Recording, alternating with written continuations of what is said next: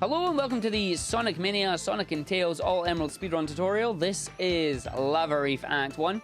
As always, I'll give you a slow walk through the level, followed by a full run till you see how the pieces fit together.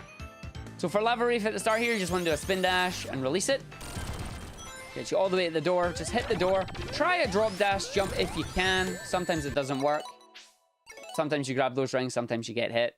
Personally, I usually just do a drop dash, don't bother with the jump. I'll just show this off again for you here properly. Spin dash, jump on the switch, and then drop dash through. And it takes you right over. Full jump over to the spikes there. Jump, jump, jump, jump. Avoiding the fireballs on the stairs. Avoiding the enemy. Doing a drop dash down this section. And then you want to try and grab almost every ring here possible.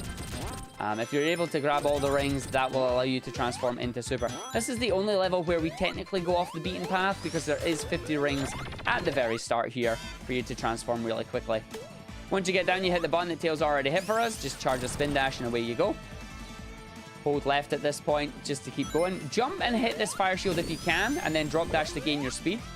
You can jump and hit the button, but it is a tight button window to do so. Don't worry if you have to stop and hit it. Spin dash down here. Avoid the enemies, hit the button. Again, just weaving in some drop dashes now that you're pretty much invincible.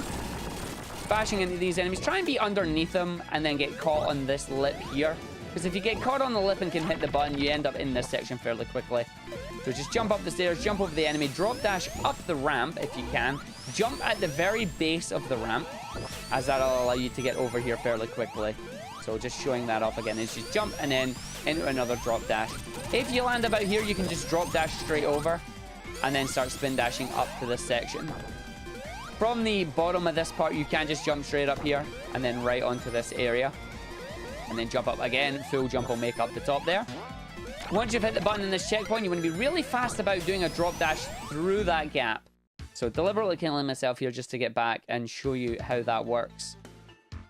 So if I just grab myself another big ring and transform it into Super, you want to make sure that that's on screen and then away you go. So you can see how that works there. We're getting through just a short gap.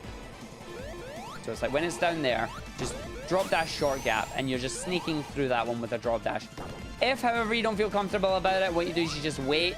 And then obviously when it comes, you just spin dash and away you go. Once you get here, just run across here or drop dash. Hit the spring and hold down until you get to the bottom of the ramp. If you time that correctly, you will not fly up to where the rings are and instead hit the roof, saving you a couple of seconds.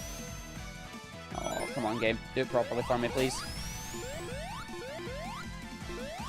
So you run, hold down, and then in you go. Nah, I'm still hitting it. Ideally, you want to clip the top corner there and it'll take you into this section. Come down to the bottom, charge a spin dash and go. Jump over that enemy into a drop dash, and you get enough jump height from this ramp to just get up here. You want to kind of time it around the changing of the ground there. So just jump and you'll make it up. So drop dash, jump, and you make it up. You can see there. From here, you just want to roll down, do a nice big jump. Try and get as high up the stairs as you can. Obviously, if you do a drop dash down here, you're going to have less time to react. Sometimes you may hit the top of the roof as well. Sometimes you get a really slow jump, sometimes you'll get a really high jump.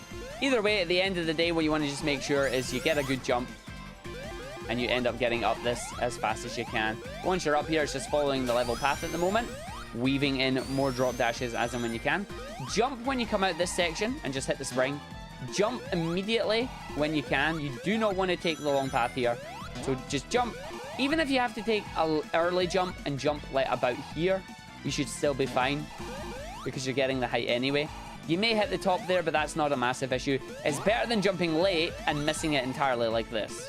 You do not want to do that because that takes you down this horrible route that you don't want to take. You don't want to take this route at all. So you don't want to be on the downward slopes because it may just catch you off guard and then you're in trouble. But once you get over here, navigate the level, just trying to avoid the obstacles that are in your way. Again, just weaving in drop dashes. Nothing too special to say. Spin dashing your way, drop dashing your way through, dodging the rocks. If you miss the fire shield at the start of the level, you grab the fire shield here.